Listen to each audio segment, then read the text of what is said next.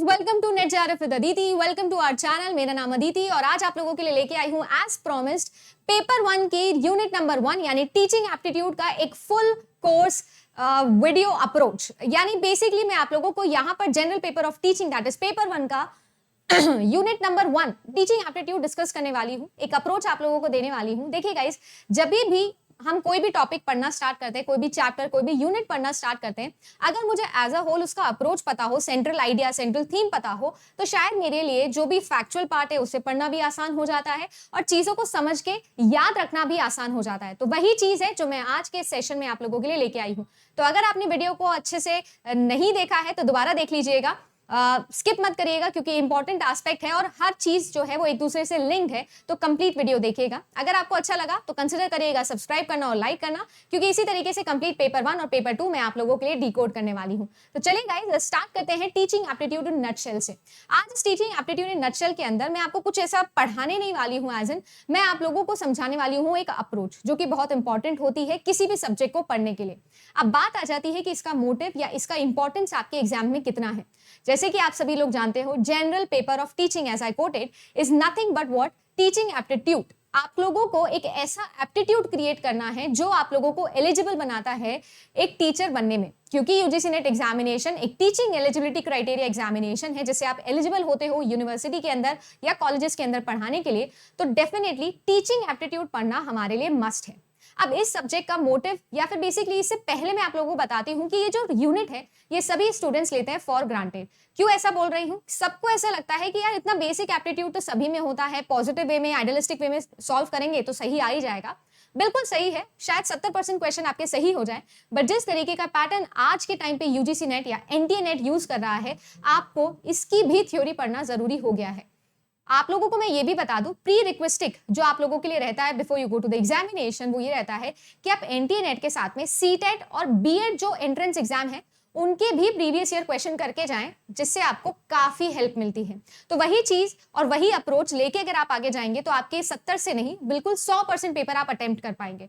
तो वही चीज है जो मैं इस वीडियो के थ्रू आपको समझाने की कोशिश कर रही हूँ। तो चलिए आई डिस्कस करते हैं टीचिंग एप्टीट्यूड के अंदर आपको क्या क्या पढ़ना चाहिए। सबसे पहली बात तो हमारा एक रीति रिवाज होता है और रीति रिवाज ये होता है कि हम सबसे पहले नेट का सिलेबस डाउनलोड करते हैं। सिलेबस में देखते हैं कि क्या क्या चीजें हैं। तो जैसे कि आप सभी लोगों ने भी डाउनलोड किया होगा या कभी ना कभी पढ़ा होगा, टीचिंग हो गया, लर्नर के कैरेक्टरिस्टिक हो गए, फैक्टर्स अफेक्टिंग टू या रिलेटेड टू टीचिंग हो गए, मेथड्स हो गए, टीचिंग सपोर्ट सिस्टम हो गया, इवैल्यूएशन सिस्टम हो गया। ये सारी कहानी आप लोगों को भी इंटरनेट पे कहीं ना कहीं मिल जाएगी। यूजीसी नेट का कभी आप लोगों ने पीडीएफ डाउनलोड किया है सिलेबस का तो भी आप लोगों को ये सारी चीजें दिख जाएगी। तो इसमें कुछ नया नहीं है। नया ये है जो अप्रोच मैं आप लोगों से डिस्कस करने वाली हूँ, और ये मेरी अप्रोच जो है वो बेस्ड है इस ट्राइड पे। इस ट्राइड पे यानी कि जो टीचिंग प्रैक्टिस है वो 3 प्राइमरी चीजों पे डिपेंड करती है, या मैं कह सकती हूँ कि आपका जो टीचिंग एप्टीट्यूड है वो इन 3 चीजों पर डिपेंड करता है। जैसे कि आपका कोऑपरेटिंग टीचर, आपका स्टूडेंट और आप लोगों का यूनिवर्सिटी सुपरवाइजर, या जिसको हम लोग कह सकते हैं आप लोगों का कॉन्टेक्स्ट। क्या जी? कॉन्टेक्स्ट मतलब क्या है? मतलब ये है, जब भी हम टीचिंग एप्टीट्यूड के बारे में सोचते हैं तो जो टीचिंग है उसे हमें डिफरेंशिएट करना आना चाहिए ट्रेनिंग से। ये क्वेश्चन कई बार आपके एग्जाम में भी पूछा जाता है कि टीचिंग और ट्रेनिंग में डिफरेंस क्या है। देखिए गाइस, ट्रेनिंग का मतलब है किसी एक पर्टिकुलर हैबिट के लिए आप लोगों के रिफ्लेक्सेस को ट्रेन कर देना, यानी आपको बार बार वो चीज करवाना सो दैट आपके दिमाग में वो चीज बैठ जाए कि यही करना है। ये है ट्रेनिंग। वेयरएज जो टीचिंग है वो ट्रेनिंग से कहीं ऊपर बढ़ के है, यानी कि आपको ये सारी चीजें तो बताई जा रही है कि कोई भी चीज कैसे करना है, किसी भी चीज में रिलायबिलिटी कैसे लेके आनी है, बट आप लोगों को साथ ही साथ ये भी बताया जा रहा है कि आपका माइंड जो है वो किस तरीके से विकास कर सकता है, डेवलप कर सकता है, आप खुद से कोई चीज सीख कर किस तरीके से उसे अप्लाई कर सकते हो। ये सारी कहानी जो है वो टीचिंग प्रैक्टिस में आती है। तो एक टीचर और एक ट्रेनर में क्या डिफरेंस होता है? जो आप लोगों का ट्रेनर है वो यहाँ आता है और आपकी जो टीचिंग है वो यहाँ आती है। यानी कि जो आप लोगों का टीचर है वो आपको एबल बनाता है, आपके बिहेवियर में मॉड्यूलेशन लाता है, आपका पर्सनालिटी डेवलपमेंट करता है। वेयर एज जो आपका ट्रेनिंग है वो आपको एक पर्टिकुलर टास्क करने के लिए स्किलफुल बना सकता है। दोनों में ये डिफरेंस है। डिफरेंस तो क्या कह सकते हैं, training is a part of teaching only. सबसे पहली बात तो ये समझना जरूरी है। अब मैं अगर बात करूं एजुकेशन सिस्टम में, तो जो आपका एजुकेशन सिस्टम है वो 3 तरीके का हो सकता है, एक फॉर्मल, एक इनफॉर्मल और एक नॉन फॉर्मल। फॉर्मल जैसे कि हम लोग इंस्टीट्यूशन जाते हैं, कॉलेज जाते हैं, जहां पर हर चीज स्ट्रक्चर तरीके से होती है। इनफॉर्मल जहां पे चीजें अनस्ट्रक्चर तरीके से होती है। और नॉन फॉर्मल जहां पर बिल्कुल ही हम कह सकते हैं कि स्ट्रक्चर और अनस्ट्रक्चर के बीच का कुछ चीज चल रहा है, जैसे फॉर एग्जाम्पल डिस्टेंस लर्निंग। और नॉन फॉर्मल का क्या एग्जाम्पल हो सकता है, जैसे कि मैंने आपको बताया डिस्टेंस लर्निंग हो गया, इस तरीके की चीजें हो गई, ई लर्निंग हो गया, ये सारी चीजें हो गई। तो आपका फॉर्मल, इनफॉर्मल या नॉन फॉर्मल तरीके से जो एजुकेशन सिस्टम डिवाइडेड है, उसके अंदर ये सारी चीजें आपकी इंपॉर्टेंस रखती है किसी भी एक टीचर के लिए, किसी भी एक लर्नर के लिए और उनके बीच के रिलेशनशिप के लिए। तो अगर टीचिंग एप्टीट्यूड आप पढ़ना चाहते हो तो आपको टीचर से रिलेटेड सब कुछ पता होना जरूरी है। यानी कि टीचर कैसा होता है, टीचर कैसा होना चाहिए, किस किस तरीके की टीचिंग हो सकती है, कौन कौन से टाइप के इंस्ट्रक्शंस वो प्रोवाइड करते हैं, टीचर के क्या क्या एस्पेक्ट्स हैं जो उसके बिहेवियर को की बताते हैं, या कौन कौन से टीचर्स हैं जो इफेक्टिव टीचर कहलाते हैं। इफेक्टिव टीचिंग के लिए या इफेक्टिव क्लासरूम कम्युनिकेशन के लिए क्या क्या प्रीरिक्विजिट चीजें हैं। और ये सारी की सारी कहानी के साथ साथ टीचर किस तरीके से आपको इवेलुएट करता है, मॉनिटर करता है, आपके बिहेवियर में क्या चेंज लेके आता है, ये सारी कहानी हमको टीचिंग में पढ़नी होती है। और ये जो टीचिंग वाला पार्ट है, यहां से आपके जो क्वेश्चन है वो ज्यादातर बनते हैं कंफ्यूजिंग। बेसिकली टीचर के बहुत सारे रोल्स होते हैं, एक रोल मॉडल टीचर होता है, उसकी पर्सनालिटी अलग अलग होती है, बट फिर भी क्लासरूम कम्युनिकेशन से इसको अटैच करके या इसको इंटीग्रेट करके आपका क्वेश्चन पूछा जाता है विद कम्युनिकेशन या विद आईसीटी, कि किस तरीके से मॉडर्न वे ऑफ टीचिंग हो रही है। एक तो ट्रेडिशनल वे ऑफ टीचिंग चल रही थी, वही चौक और बोर्ड वाली, और आज के समय पे आप लोग देख सकते हो एक्सपीरियंशियल लर्निंग का जमाना आ गया है, ई लर्निंग का जमाना आ गया है। हमारा देश, हमारा गवर्नमेंट भी डिजिटल लर्निंग को प्रोवाइड कर रहा है, प्रमोट कर रहा है। तो ये सारी जो कहानी है वो भी आपके मॉडर्न एस्पेक्ट्स ऑफ टीचिंग में आ जाती है। तो यहाँ पर भी किस तरीके से काम हो रहा है ये भी हमको पढ़ना जरूरी हो जाता है। जैसे फॉर एग्जाम्पल मैं आपको बताती हूँ, स्वयं जो ये स्वयं है या स्वयं प्रभा है, ज्ञान दर्शन, ज्ञानवाणी, ये सारी जो चीजें हैं ये सब भी आपकी किससे इंटीग्रेट करी हुई है, आपकी टीचिंग पार्ट से इंटीग्रेट की है। यानी कि एक टीचर का टॉप टू बॉटम सारी क्वालिटी, सारे प्रोस कॉन्स सब कुछ आपको टीचिंग में पढ़ना होता है। अगर आप लोगों ने ये पार्ट अच्छे से पढ़ा है तो आप लोगों को ये चीज याद होनी चाहिए कि हर चीज का एक पास्ट होता है और एक फ्यूचर एस्पेक्ट होता है जो हम प्रेजेंट में स्टडी करते हैं। मेरे कहने का ये मतलब है कि ये जो सारी कहानियां बन रही है या बनने वाली है फ्यूचर में, या आप एक टीचर बनने वाले हो, तो डेफिनेटली आपके दिल में एक सेंट्रल आइडिया होगा कि यार मुझे इस टाइप का टीचर बनना है, या ये टाइप का जो टीचर है वो आइडियलिस्टिक टीचर होता है। ये सारी सेंट्रल आइडिया, ये एक मोटिव हमारे पास में कहाँ से आया? ऑब्वियसली हमने किसी को देखा होगा, किसी के बारे में पढ़ा होगा, किसी के बारे में सुना होगा, तभी हमको ये सारी चीजें आई। और यही सारी चीजें हैं जो टीचिंग में भी आपको पढ़नी होती है। दैट इज जितने भी एजुकेशनल आपके थ्योरिस्ट रहे हैं उन सब के बारे में, उन्होंने क्या थ्योरीज दी, उन्होंने टीचिंग या लर्निंग को कैसे देखा, किस तरीके से अलग अलग थ्योरिस्ट आए, उन्होंने अपना अलग अलग व्यू पॉइंट दिया, कैसे साइकोलॉजी को यहाँ पर इंटीग्रेट किया गया, क्या क्या डोमेन है, क्या क्या एस्पेक्ट हैं जो टीचिंग को लेकर बोले जाते हैं कि ये टीचिंग को इंप्रूव कर सकते हैं, ये किसी एक टीचर को इफेक्टिव टीचर बनाते हैं, एक इनइफेक्टिव टीचर कैसा होता है, ये सारी कहानियां हमको पढ़नी होती है। जैसे फॉर एग्जाम्पल मैं आपको दिखाती हूँ एक क्लिप। ये जो क्लिप है इसके अंदर मैंने 6 इंपॉर्टेंट एजुकेशन थ्योरिस्ट आप लोगों के सामने लिखे हैं। जैसे कि आप लोगों के ब्लूम हो गए, जिनकी ब्लूम टेक्सोनॉमी आप लोगों से पूछी जाती है। जैसे आप लोगों के हो गए हार्वर्ड गार्डनर हो गए, जैसे आप लोगों के स्किनर हो गए, जैसे आप लोगों के पाइजेट हो गए, है ना, जिन्होंने कॉग्निटिव डेवलपमेंट की थ्योरी दी थी, ब्लूम टेक्सोनॉमी दी थी, किंडरगार्टन कॉन्सेप्ट दिया था, ठीक है ना, वो भी हमारे एक केजी कॉन्सेप्ट देने वाले थे। और पावलोव हो गए, ठीक है ना, साथ ही साथ हार्वर्ड गार्डनर हो गए जिन्होंने मल्टीपल इंटेलिजेंस थ्योरी दी थी। इस तरीके से बहुत सारी थ्योरीज और थ्योरिस्ट के नाम आप लोगों से पूछे जाते हैं। उस थ्योरी में क्या लिखा हुआ है ये आप लोगों से पूछा जाता है। तो ये सारी कहानियां हैं जो आप लोगों को पढ़नी है। क्यों? क्योंकि इन्होंने बनाया बेस, इन्होंने दिया आपको पास्ट जिसको आप प्रेजेंट में स्टडी कर रहे हो in order to improve your future. तो इस तरीके से अगर आप सिंक बैठा के पढ़ोगे तो शायद आपको ये थ्योरीज रटनी नहीं पड़ेगी और आपको समझ में आ जाएगा इंडिविजुअली इनमें क्या डिफरेंस होता है। मैंने आप लोगों के लिए एक फ्लो चार्ट बनाया है। इस फ्लो चार्ट को आप देखोगे तो आपको सारा चीज समझ में आ जाएगा कि टीचिंग में आपको क्या क्या पढ़ना है, या टीचर पॉइंट ऑफ व्यू से आपको क्या क्या पढ़ना है। आपको पढ़ना है कि इफेक्टिव टीचिंग के क्या क्या प्री रिक्वेस्टिक है। अब प्री रिक्वेस्टिक मतलब क्या क्या चीजें हैं जो रिक्वायर्ड है एक अच्छे टीचर के लिए। वर्बल एक्टिविटी, कंटेंट की नॉलेज यानी सब्जेक्ट की मास्टरी होनी चाहिए, एजुकेशनल कोर्स वर्क होना चाहिए, टीचिंग सर्टिफिकेशन होना चाहिए और टीचिंग एक्सपीरियंस होना चाहिए। ये कुछ ऐसी प्री रिक्वेस्टिक चीजें हैं जो एक इफेक्टिव टीचर के अंदर हम देखते हैं। जैसे आप इमेजिन करते हो कि एक इफेक्टिव टीचर होना चाहिए, बिल्कुल वैसे ही अब इन्हीं को डिफरेंट तरीके से या कॉम्प्लिकेटेड वर्ड्स के साथ में इंटीग्रेट करके क्वेश्चन पूछा जाता है। फिर आता है कि टीचिंग में पर्सनालिटी कितनी मैटर करती है, टीचर का पर्सनालिटी, उसका पर्सोना, उसका कॉन्फिडेंस, राइट, उसकी डिग्निटी, क्योंकि एक नोबेल कॉज है तो कैसे वो अपने आप को कैरी करते हैं, उनकी सेल्फ एफिकेसी कैसी है, locus of point, locus of control कैसा है, वो सारी चीजें आपको पढ़नी होती है। टीचिंग के अंदर सबसे इंपॉर्टेंट चीज कि क्लासरूम कम्युनिकेशन में क्लासरूम मैनेजमेंट स्किल्स कैसी है, कैसे वो मैनेज कर रहे हैं चीजों को।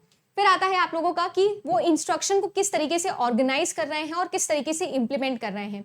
यहाँ पे आता है आप लोगों का टीचर का लर्निंग पॉइंट ऑफ व्यू, यानी फॉर एग्जाम्पल आज के जमाने अगर हम देखें तो एक था ट्रेडिशनल वे जिसके अंदर लेक्चर मेथड सबसे प्रोमिनेंट है। हालांकि आज भी लेक्चर मेथड यूज होता है, ये क्लास भी एक लेक्चर मेथड का ही एग्जाम्पल है, बट स्टिल क्या आप मानते नहीं हैं कि अगर मैं एक इंटरैक्टिव क्लास लगाऊं, वीडियो लगाऊं, GIF लगाऊं, आप लोगों से बातचीत करूं, आप लोगों की बातें सुनूं, आपके आइडिया सुनूं, कहानी सुना के पढ़ाऊं, स्टोरी टेलिंग वगैरह, रोल प्लेइंग वगैरह करूं, तो आपको ऐसा लगता है कि हाँ यार ये ज्यादा इंटरेस्टिंग है, ज्यादा मजा आ रहा है, ज्यादा एंगेजिंग मेरी प्रोसेस हो रही है। बिल्कुल उसी तरीके से आपका जो इंस्ट्रक्शन है और इंस्ट्रक्शन का डिलीवरी है वो मैटर करता है किसी भी एक इफेक्टिव टीचर को बनाने में या उसे एक इफेक्टिव टीचर के तौर पर रिकॉग्नाइज करने में।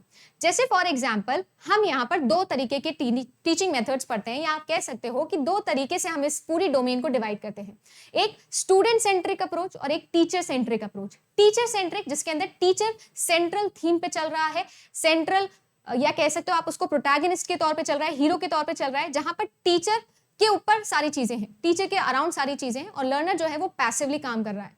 वहीं पर आप लोगों का स्टूडेंट सेंट्रिक अप्रोच में टीचर पैसिव है और जो आप लोगों का स्टूडेंट है वो एक्टिव हो जाता है। जैसे फॉर एग्जांपल जैसे कोलैबोरेटिव लर्निंग, जैसे फॉर एग्जांपल रोल प्लेइंग, ये सारी चीजें, सिमुलेशन, ये सारी जो चीजें होती है ये होती है आप लोगों की स्टूडेंट सेंट्रिक अप्रोच। तो किस तरीके का इंस्ट्रक्शन हो रहा है और कौन सा इंस्ट्रक्शन कौन सी जगह पे लगाना है, ये सारी कहानी आप लोगों को पढ़नी होती है टीचर के पॉइंट ऑफ व्यू से। देन आता है आप लोगों का टीचर का कह सकते हैं नेक्स्ट या एक सबसे इंपॉर्टेंट पार्ट। अगर मैं एजुकेशन सिस्टम की बात करूं तो हमारे लिए एजुकेशन सिस्टम के पॉइंट ऑफ व्यू से ये चीज समझना बहुत जरूरी है कि टीचर का काम सिर्फ टीच करना या स्टूडेंट का काम सिर्फ लर्न करना नहीं है। इन दोनों में एक बहुत इंपॉर्टेंट रिलेशन है कि किस तरीके से लर्नर की लर्निंग को हम इवेल्युएट करते हैं, मॉनिटर करते हैं उसके इंप्रूवमेंट को। अगर आइडियलिस्टिक वे में मैं कहूं तो कैसे एक बच्चे का पढ़ने से पहले बिहेवियर था और पढ़ने के बाद बिहेवियर है, ये हमको मॉनिटर करना होता है, इसका सर्वेलियंस हमको करना होता है और इसके लिए टीचर को बनाने होते हैं इवैल्यूएशन टूल्स, और ये इवैल्यूएशन सिस्टम आप लोगों के कोर्स में है, राइट, ये इवैल्यूएशन आप लोगों के कोर्स में है। और इवैल्यूएशन में जो अभी नया चल रहा है आप लोगों का, जैसे कि CCE पैटर्न आप लोगों का चल रहा है, राइट, तो ये सारी कहानी आपसे पूछी जाती है। फॉर्मेटिव इवैल्यूएशन क्या है, समेटिव क्या है, डायग्नोस्टिक क्या है, प्लेसमेंट क्या है, एप्टीट्यूड टेस्ट क्या होता है, राइट, स्किल टेस्ट से कैसे अलग होता है, ये सारी चीजें आपको पढ़नी होती है इवैल्यूएशन सिस्टम में। तो अगर मैं कुल मिला के आप लोगों से बात करूं तो ये सारी की सारी कहानी है जो टीचर के अराउंड आप लोगों की इवॉल्व करती है। और अगर आप लोगों ने ये चीज अच्छे से पढ़ी है तो आप लोगों ने एक स्टेटमेंट जरूर पढ़ा होगा, पिछले साल के क्वेश्चंस में भी देखा होगा, या अगर आप बिल्कुल फ्रेश भी तैयार कर रहे हो तो आप लोगों से मैं ये सवाल पूछ सकती हूँ कि जो टीचिंग है वो विदाउट लर्निंग पॉसिबल नहीं, बट जो लर्निंग है वो विदाउट टीचिंग पॉसिबल है। और यही चीज जो है वो आप लोगों को सुनने मिली थी आपके टीचिंग के पिरामिड के अंदर। तो बेसिकली अगर मैं टीचिंग मॉडल्स की बात करूं, ये अलग अलग मॉडल्स के अंदर टीचिंग पढ़ाई गई है, तो टीचिंग के 3 मॉडल फेजेस होते हैं। कौन कौन से? एक होता है आप लोगों का मेमोरी लेवल, एक होता है आप लोगों का अंडरस्टैंडिंग लेवल और एक होता है आपका रिफ्लेक्टिव लेवल। लर्नर जो है वो विदाउट टीचर लर्निंग कर सकता है, जिसको हम सेल्फ ऑटोनॉमस लेवल बोलते हैं, वेयर एज एक टीचर बिना लर्नर के पॉसिबल नहीं है। तो इसके लिए हमको पढ़ना होता है कि मेमोरी लेवल पे उसको क्या क्या चीजें करनी चाहिए, अंडरस्टैंडिंग लेवल पे क्या क्या चीजें होती है और रिफ्लेक्टिव लेवल पे क्या क्या चीजें होती है। तो ये सारी चीजें इनके अंदर इन्वॉल्व करके क्वेश्चन आप लोगों के बनते हैं।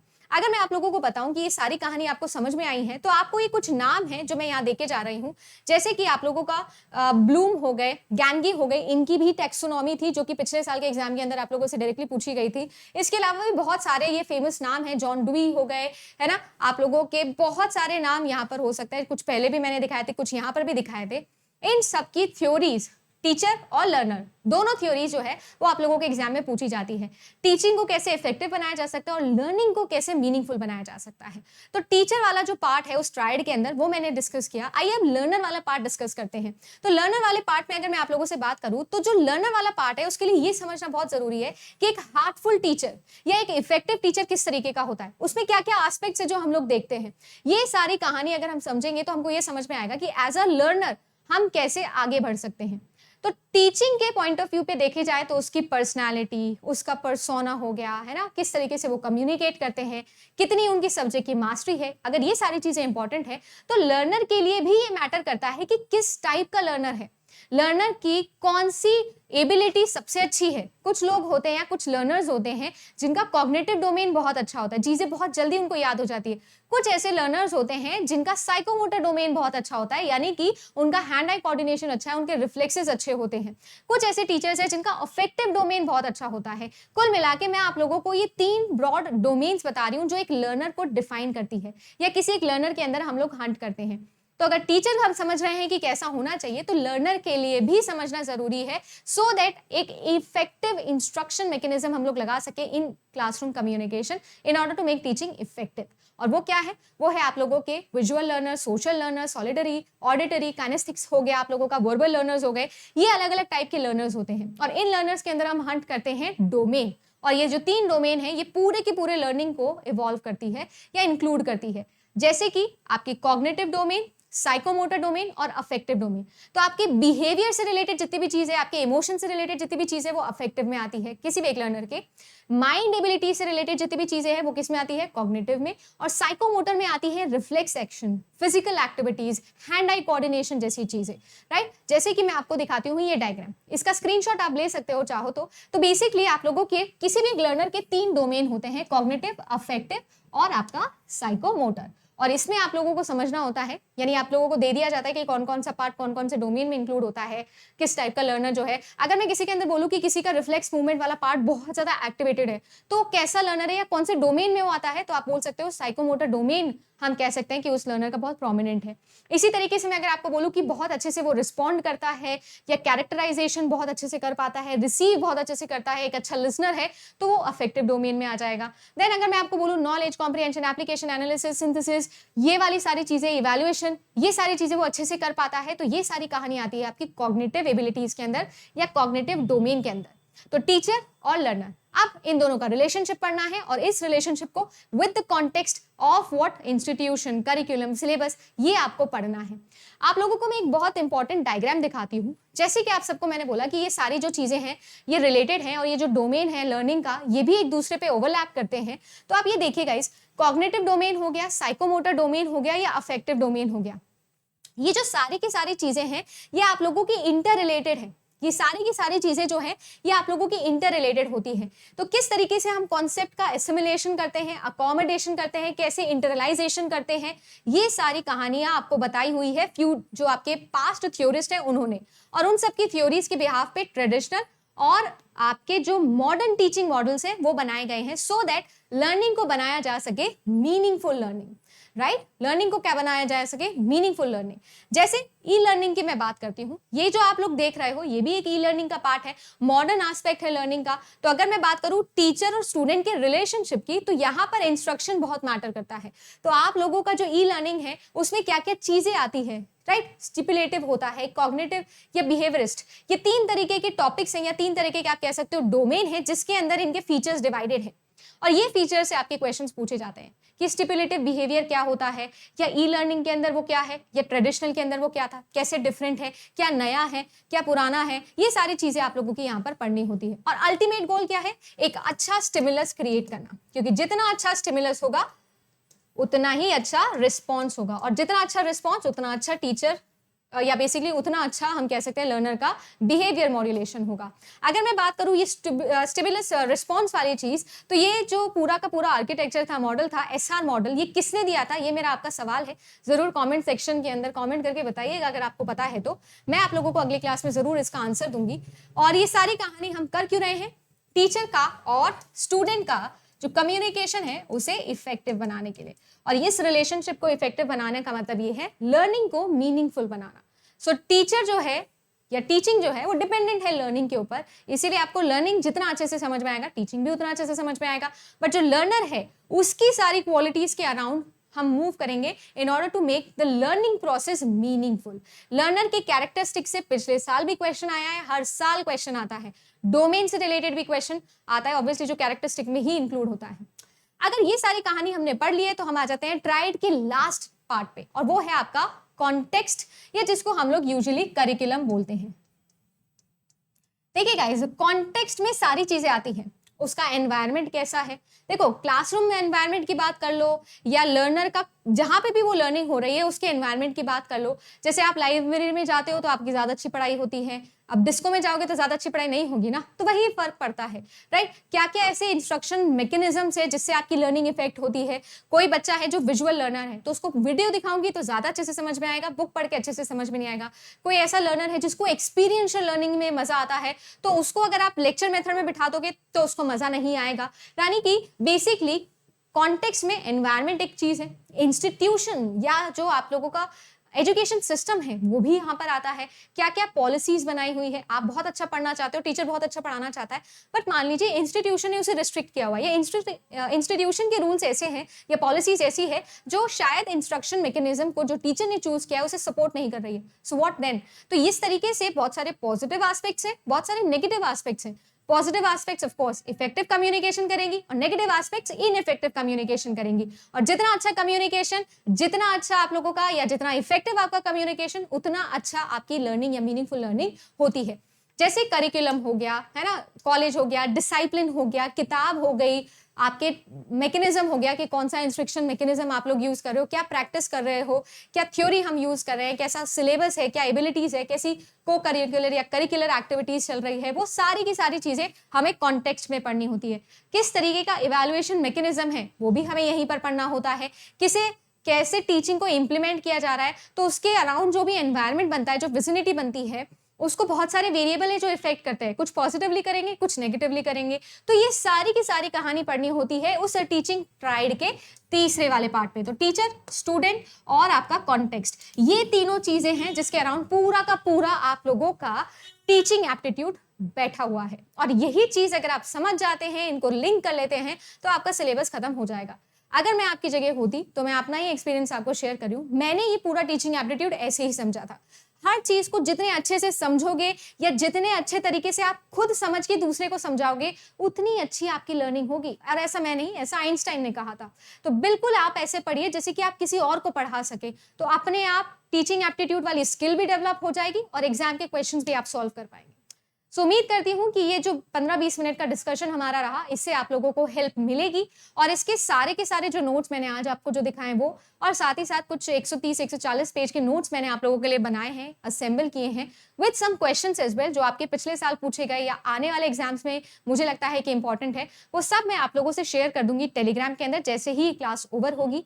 टेलीग्राम का नाम बिल्कुल सेम है जैसा कि हमारे चैनल का नाम है, that is net JRF with Aditi. Photo मेरी दिख जाएगी, उसके अंदर आपको आईसीटी की भी बहुत सारी पीडीएफ मिलेंगी, रिसर्च की बहुत सारी पीडीएफ मिलेंगी। साथ ही साथ टीचिंग एप्टीट्यूड के बाद जितनी भी आपकी 9 यूनिट्स बच जाती हैं, सभी की इंपॉर्टेंट अप्रोच लेकर मैं आपके सामने आती रहूंगी। तो अगर आपको लगा कि मैंने कुछ जेन्युइन एफर्ट डाला है, कुछ ऐसा बताया है जिससे शायद आपकी पढ़ाई में थोड़ा और मोटिवेशन आ गया है या आपको टीचिंग एप्टीट्यूड बेहतर समझ में आएगा, तो एक लाइक कर दीजिएगा इस एफर्ट के लिए। कमेंट करके जरूर अपना फीडबैक दीजिएगा। साथ ही साथ बताइएगा कि आप क्या चाहते हैं मैं कौन सी नेक्स्ट यूनिट सबसे पहले उठाऊं। और अगर आपको लगता है कि वो सारी यूनिट्स आप मेरे साथ कवर करना चाहते हैं, उनके नोटिफिकेशंस टाइम टू टाइम आपको आ जाए, तो कंसिडर सब्सक्राइबिंग दिस चैनल। अच्छा लगा होगा, उम्मीद करती हूँ। जो भी बुरा लगा, अच्छा लगा, कमेंट करके जरूर बताइएगा। उन बच्चों के साथ में वीडियो को शेयर किएगा जिनको बिल्कुल आइडिया नहीं होता इन सब चीजों का, क्योंकि मेरा मोटिव उन्हीं को रीच करना है, राइट।